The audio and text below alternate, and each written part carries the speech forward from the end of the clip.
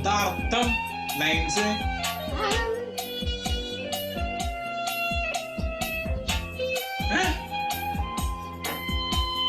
ഓ director ഒരു വട്ടം പോലെ വരാതിരിക്കില്ല. എല്ലാ സിനിമയിലും വരും. കുറച്ചുകൂടി യങ് ആയിരുന്നു കേട്ടോ. നല്ല രസമുണ്ട്. താടിക്ക് വെച്ച് ഡാൻസ് കളിക്കുന്നുണ്ടോ? പ്രഭുദേവ ടച്ച് അടിച്ചു. പെട്ടെന്ന് അങ്ങനെ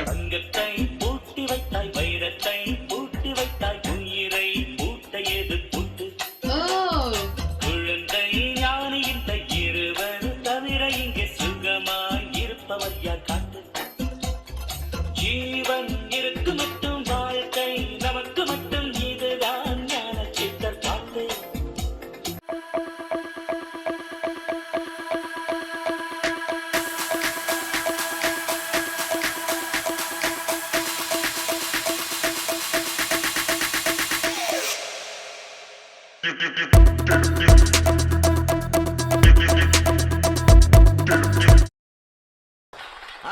No.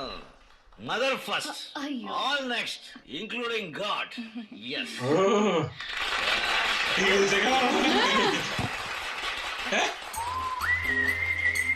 ഓ മറ്റേ സോങ് അല്ലേ? നമ്മൾ ഈ സോങ് കണ്ടിട്ടുണ്ട്, കേട്ടിട്ടുണ്ട് നല്ലോണം. നമ്മൾ ശരിക്കും പടയട്ടെന്ന് പറഞ്ഞ ഈ ലുക്കാ മനസ്സിലോട്ട്. എനിക്കൊന്ന് ഈ പാട്ട് നമ്മള് കണ്ടോണ്ടാണ് ഡൗട്ട് ഉണ്ട്. ഇവിടെ എടുക്കാതെ അങ്ങനെ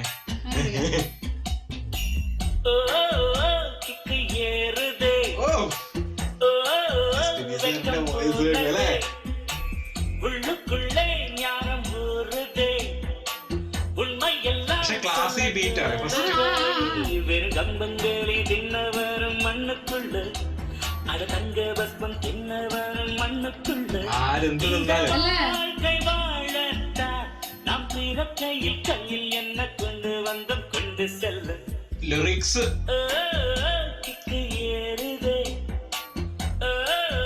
வெக்கம் போனதே കിക്ക് ഏറുന്നത് വെക്കാൻ പോകുന്നത്. ஞானம் ஊறுதே உண்மை எல்லாம் சொல்ல தோணுதே கம்பங்களி தின்னவரும் மண்ணுக்குள்ள அட தங்க பஸ்மம் தின்னவரும் மண்ணுக்குள்ள இந்த வாழ்க்கை வாழத்தான் நாம் பிறக்கையில் கையில் என்ன கொண்டு வந்தோம் கொண்டு செல்ல. ഓ എന്താ അർത്ഥം ലൈൻസ്?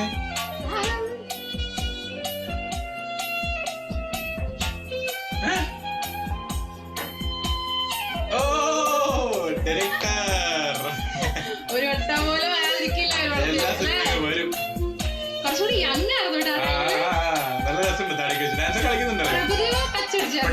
പെട്ടെന്ന് അങ്ങനെ ബാക്കിൽ നിന്ന് ഡാൻസ് കളിക്കുന്നത് അങ്ങനെ തോന്നിയത്. പിന്നെ വയറിട്ടപ്പോഴാണ് തോന്നിയത് പ്രഭുദേവ എല്ലാം. പക്ഷെ രസത്തിൽ കളിക്കുന്നുണ്ട് അല്ലേ? தங்கத்தை பூட்டி வைத்தாய் வைரத்தை பூட்டி வைத்தாய் உயிரை பூட்டையது பூட்டு குழந்தை ஞானி இந்த இருவர் தவிர இங்கே சுகமாய் இருப்பவர் யார் காட்டு ஜீவன் இருக்கு மட்டும் வாழ்க்கை நமக்கு மட்டும் இதுதான் ஞான சித்தர் பாட்டு ஜீவன் இருக்கு மட்டும் வாழ்க்கை நமக்கு மட்டும் இதுதான் ஞான சித்தர் பாட்டு இந்த பூமி சமம் நமக்கு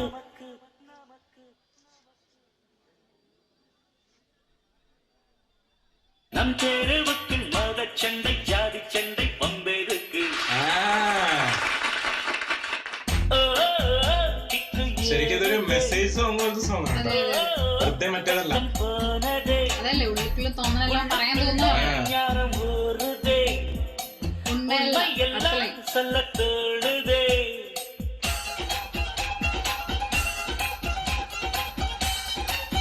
നമ്മളെ പഴയ മലയാളം പാട്ടിലൊക്കെ ഉണ്ടാകുന്ന അർത്ഥം പോലത്തെ അർത്ഥം ഭയങ്കര. അത് മെലഡി ആണെങ്കിൽ ഇത് കുറച്ച് സ്റ്റൈലിഷ്.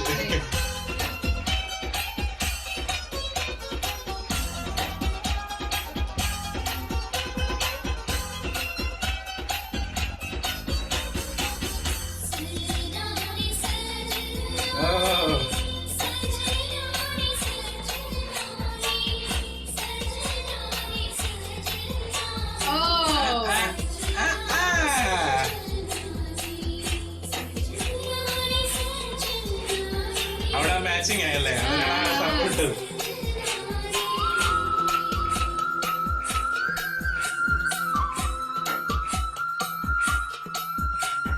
தாயை தேர்ந்தெடுக்கும் தந்தையை தேர்ந்தெடுக்கும் உரிமை உன்னிடத்தில் இல்லை. முகத்தை தேர்ந்தெடுக்கும் நிறத்தை தேர்ந்தெடுக்கும் உரிமை உன்னிடத்தில் இல்லை. பிறப்பை தேர்ந்தெடுக்கும் இறப்பை தேர்ந்தெடுக்கும் உரிமை உன்னிடத்தில் இல்லை. இல்லை எண்ணி பார்க்கும் வேளையிலே உன் வாழ்க்கை மட்டும் உந்தன் கையில் உண்டு, அதை வென்று எடு. கிக்கு ஏறுது வெக்கம் போனது, உள்ளுக்குள்ளே ஞானம் ஊறுதே, உண்மையெல்லாம் சொல்ல தோணுதே.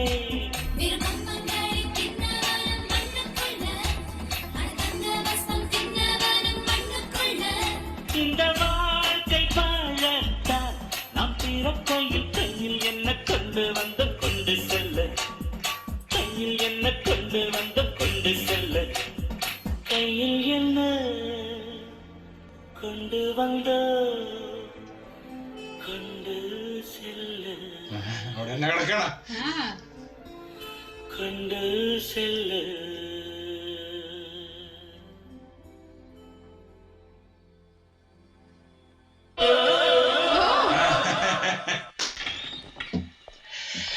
സംഭവം പൊളിച്ചായിരുന്നു കേട്ടോ. കാരണം വെച്ചാൽ ഈ ഒരു സീനിന്റെ പ്രത്യേകത പറയുന്നത് എല്ലാവരുടെയും ആ ഒരു പോയ സംഭവം നല്ല രസത്തിൽ കാണിച്ചായിരുന്നു. അതായത് ആ ഒരു ഡയലോഗ് ഫസ്റ്റ് പറഞ്ഞിട്ടുണ്ടായിരുന്നു, അതായത് രജനി സാറിന്റെ ഒരു ഡയലോഗ് ഉണ്ടായിരുന്നു, അതായത് എന്താ, എന്റെ ബദ്ധശത്രുക്കളെ ഞാൻ പുറത്താൽ എന്നെ ചതിച്ചവരെ പൊറുക്കൂല എന്നാ പറയുന്നത്, മനസ്സിലായോ?